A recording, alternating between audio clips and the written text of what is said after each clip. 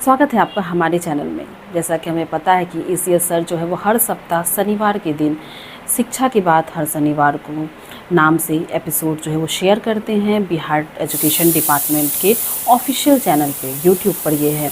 तो ये अभी मैं वही देख रही थी। हालांकि कुछ सप्ताह से वो ये एपिसोड अपना शेयर नहीं कर रहे थे, नहीं बना रहे थे। शिक्षक काफ़ी ज़्यादा परेशान थे, पैनिक हो रहे थे। पर इस बार लग रहा था कहीं ना कहीं जो है ईसीएस महोदय सर भी समझ रहे हैं कि शिक्षक कितने परेशान हैं, तो उन्होंने जो है वो एपिसोड जारी किया है। यूट्यूब चैनल पे आपको दिख जाएगा। तो मैं पूरा एपिसोड देखी, टोटल 27 मिनट का वो वीडियो है। तो मैंने पूरा वीडियो देखा है, मैं उसको अच्छे से समझी और जो भी उन्होंने मेन पॉइंट बताया है स्थानांतरण को लेकर के, वो सब भी मैंने नोट डाउन किया है ताकि मैं आपको अच्छे से समझा सकूं। आपको समझाने के पहले मुझे खुद बहुत अच्छे से समझना पड़ता है। उन्होंने ये भी बताया है कि कुछ टीचर्स जो हैं वो यूट्यूब चैनल में कुछ जो वीडियो देख करके काफ़ी ज़्यादा पैनिक हो जा रहे हैं। मैं हालांकि जो भी वीडियो बनाती हूँ प्रूफ के साथ बनाती हूँ, पर मैं खुद ऐसे बहुत सारे यूट्यूबर का वीडियो देखती हूँ जिनके थंबनेल पे कुछ और लिखा रहता है और वीडियो खोलो तो उसमें कुछ और ही वो परोसते हैं। इसका मतलब है भ्रामक खबर परोसते हैं, जिससे कि टीचर हमारे पैनिक हो जाते हैं। उन्होंने काफ़ी सारी बातों को डील किया है। अंतर जिला पुरुष के ट्रांसफ़र को लेकर डील किया है और सीनियरिटी को प्रायोरिटी को लेकर डील किया है, और वैसी फीमेल शिक्षिकाएं जिनको कि डिस्ट्रिक्ट मिल गया था बट उनको स्कूल नहीं मिला था, ये सभी सवालों का जवाब उन्होंने बहुत ही बारीकी से, बहुत ही ज़्यादा अच्छे से उन्होंने जवाब दिया है। तो एक एक पॉइंट को हम लोग कवर करेंगे। तो सबसे पहले जो सवाल का जवाब उन्होंने दिया, जो कि काफ़ी सारी बहनें जो है वो मुझसे पूछती थी कि डिस्ट्रिक्ट अलॉट हो गया है, स्कूल नहीं अलॉट हुआ है, तो वो हमें कब मिलेगा। ईसीएस सर से ज़्यादा अच्छा जवाब इसका कौन दे सकता है। तो ईसीएस सर ने कहा है 1 से 6 कैटेगरी का बात कर रहे हैं फ़िलहाल।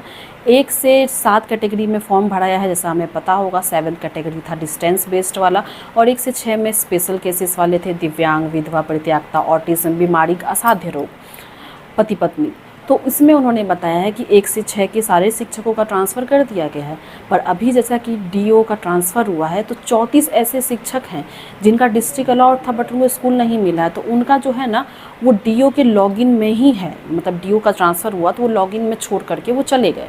तो नए डीओ आएंगे, प्रभार ग्रहण करेंगे, तब वो उसको रिलीज करेंगे। मतलब कि जो भी 34 टीचर का छूटा हुआ है, मैं 1 से 6 कैटेगरी का बात कर रही हूँ, उन सभी को घबराने की कोई आवश्यकता नहीं है।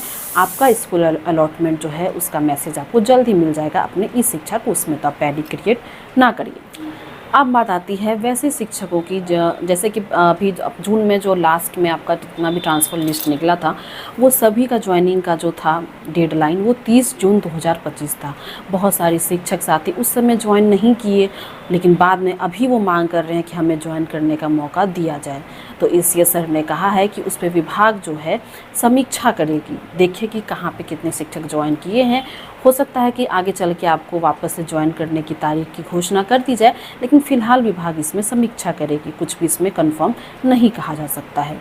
अब बात आती है वैसी शिक्षिका के बारे में जिनका कि डिस्ट्रिक्ट अलॉट था, स्कूल अलॉट नहीं था। 7वां कैटेगरी जो कि दूरी आधारित ट्रांसफ़र था, उसकी बात कर रहे हैं।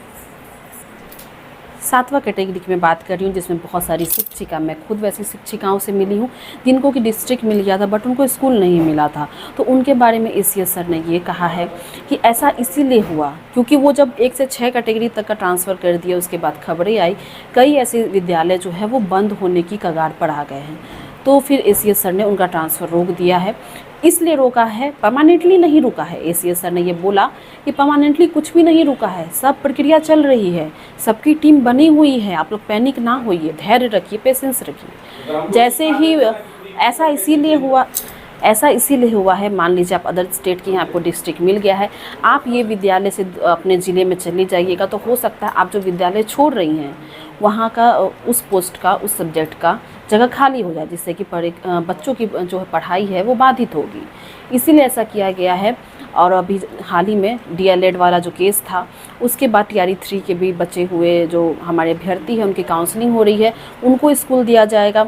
उसके बाद आपका स्कूल अलॉटमेंट किया जाएगा, क्योंकि इससे एक अनुमान लग जाएगा कि यहाँ पे ये शिक्षक को दे दिया गया है, तो अब ये शिक्षिका को दूसरे ज़िले में, मतलब अपने ज़िले में जो भी अलॉटेड डिस्ट्रिक्ट है वहाँ भेजा जा सकता है। इसीलिए आपका ट्रांसफ़र अभी रोका गया है, मतलब पेंडिंग है, परमानेंटली नहीं कुछ भी रोका गया है।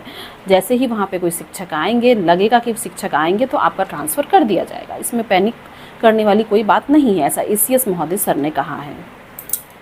1 से 5 शिक्षकों के बारे में भी एसएस महोदय सर ने कहा है कि आप भी रिलैक्स रहिए, पैनिक मत होइए। अब बात आती है जो कि अंतर जिला पुरुष शिक्षक साथी हैं, उनके तबादले की खबर की क्या है सच्चाई। तो मैं आपको बता दूं, एसीएस महोदय सर ने हालांकि जिले का नाम तो नहीं लिया, पर उन्होंने बोला कि वैसे जिले जहां पे स्टूडेंट टीचर रेशियो अच्छा है, कहीं कहीं पे 13 पे 1 टीचर है, तो वहाँ पे हमें टीचर की नीड नहीं है।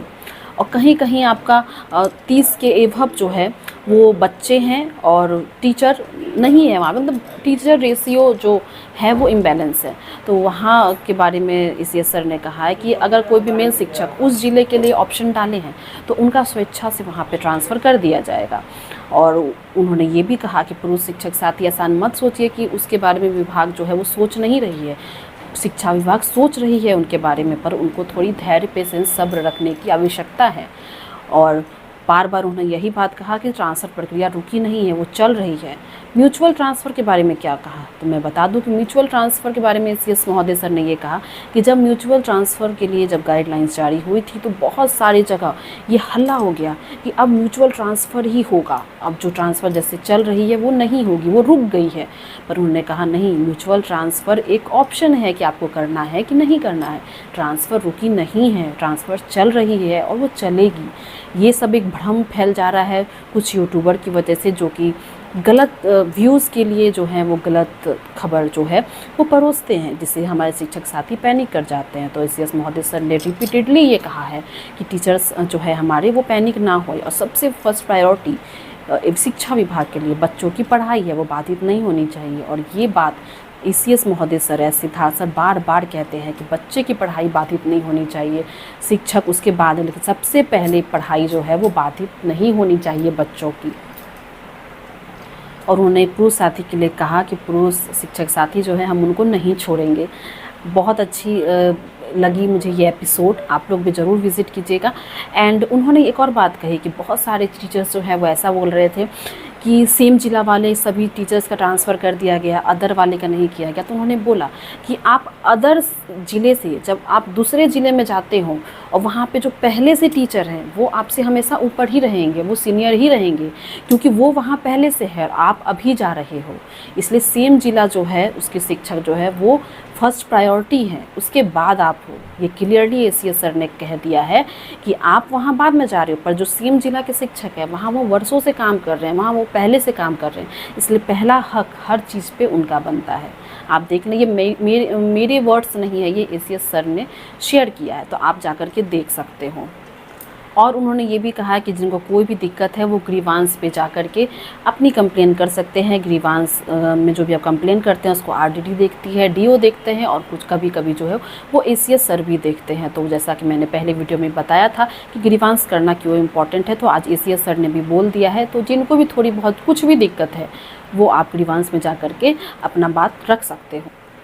और एट लास्ट एसीएस सर ने यही कहा है कि सब्र रखिए, भ्रामक खबरों से दूर रहिए, सबकी ट्रांसफ़र होगी, इसमें समय लग रहा है, रिक्ति को ध्यान देना पड़ता है। अंतर जिला पुरुष की होगी, अंतर जिला महिला की होगी, सेम जिला वालों की भी होगी, पर आपको पैनिक नहीं होना है, आपको पेशेंस रखना है, सब्र रखना है, बच्चों की पढ़ाई बाधित नहीं होनी चाहिए, ऐसा एसीएस सर ने कहा है। तो ये था पूरा अपडेट जो कि 100% प्रूफ के साथ मैं वीडियो देख करके आपके समक्ष लेके आई हूँ मेन बातों को।